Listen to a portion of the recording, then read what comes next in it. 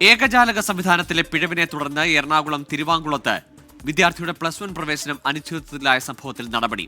24 വാർത്തയെ തുടർന്ന് വിഷയത്തിൽ ഇടപെട്ട് പൊതുവിദ്യാഭ്യാസ വകുപ്പ് നിലവിൽ അഡ്മിഷൻ കഴിഞ്ഞുപോയാലും സർക്കാരിന്റെ പ്രത്യേക അധികാരം ഉപയോഗിച്ച് അർഹതപ്പെട്ടവർക്ക് പ്രവേശനം നൽകുമെന്ന് പൊതുവിദ്യാഭ്യാസ ഡയറക്ടർ എസ് ഷാനവാസ്.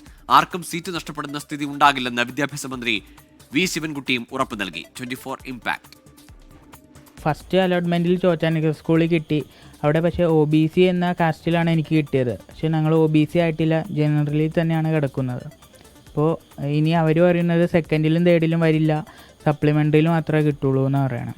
ശൈവ വെള്ളാള വിഭാഗത്തിൽപ്പെട്ട എറണാകുളം തിരുവാങ്കുളം സ്വദേശി അശ്വിൻ അനിൽകുമാറിന് കമ്മ്യൂണിറ്റി തെറ്റി അലോട്ട്മെന്റ് ലഭിച്ചതാണ് പ്രതിസന്ധിയായത്. അപ്പോൾ ഇങ്ങനെ തെറ്റിദ്ധാരണയുടെ അടിസ്ഥാനത്തിലോ മറ്റു രീതിയിലോ ആണ് എങ്കിൽ ആ കുട്ടിയുടെ താല്പര്യവും കുട്ടിയുടെ ഭാവിയും കുട്ടിക്ക് എവിടെയാണ് പഠിക്കുവാൻ താല്പര്യവും അതിന് യഥാർത്ഥത്തിൽ അർഹതപ്പെട്ട സ്ഥലത്ത് ഇപ്പം നിലവിലുള്ള അഡ്മിഷൻ കഴിഞ്ഞു പോയാൽ തന്നെ സർക്കാരിൻ്റെ പ്രത്യേക അധികാരം ഉപയോഗിച്ച് കുട്ടിക്കവിടെ പഠിക്കുന്നതിന് ആവശ്യമായിട്ടുള്ള സീറ്റ് ക്രിയേഷൻ നടത്തുന്നതിനുള്ള നടപടി സ്വീകരിക്കും. പാലക്കാട് ജില്ല ഒഴികെയുള്ള ജില്ലകളിൽ ശൈവ വെള്ളാളർ ജനറൽ കാറ്റഗറിയാണ്. എന്നാൽ പാലക്കാട് മാത്രം OBCയും. ഇതിലുള്ള ആശയക്കുഴപ്പമാണ് പ്രവേശനം ലഭിക്കാത്തതിന് കാരണമെന്ന് കുടുംബം ആരോപിച്ചു. ഒരു വിദ്യാർത്ഥിക്കും അലോട്ട്മെന്റ് കിട്ടാത്ത സാഹചര്യം ഉണ്ടാവില്ലെന്ന് മന്ത്രി വി ശിവൻകുട്ടി. സപ്ലിമെൻ്റ് അലോട്ട്മെൻറ്റുള്ള വേക്കൻസി മറ്റ് വിശദാംശങ്ങൾ 2025 ജൂൺ 28 പ്രസിദ്ധീകരിക്കുന്നതാണ്. സ്പോർട്സ് കോട്ടയും ഒക്കെ അങ്ങനെ തന്നെയാണ്. അപ്പോൾ അതിലങ്ങനെ ഒരാർക്കും നഷ്ടപ്പെടുന്ന ഒരു പ്രശ്നം വരുന്നില്ല.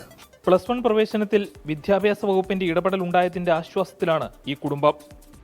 നമ്മളിത് വിഷമിച്ചിരിക്കുമായിരുന്നു. ഇപ്പൊ ഇങ്ങനെ ഇത് കിട്ടുമോ കിട്ടില്ല എന്നുള്ളത് 24 ന്യൂസിന്റെ ഇതുകൊണ്ടാണ് ഞങ്ങൾക്ക് ഇത് കിട്ടിയെന്നുള്ളതിൽ വളരെയധികം സന്തോഷമുണ്ട്.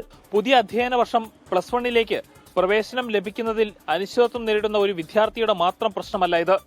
സംസ്ഥാനത്തിന്റെ മൊത്തം ജനസംഖ്യയിൽ 1% വരുന്ന ഒരു വിഭാഗത്തിന്റെ ആകെ പ്രശ്നമാണ്.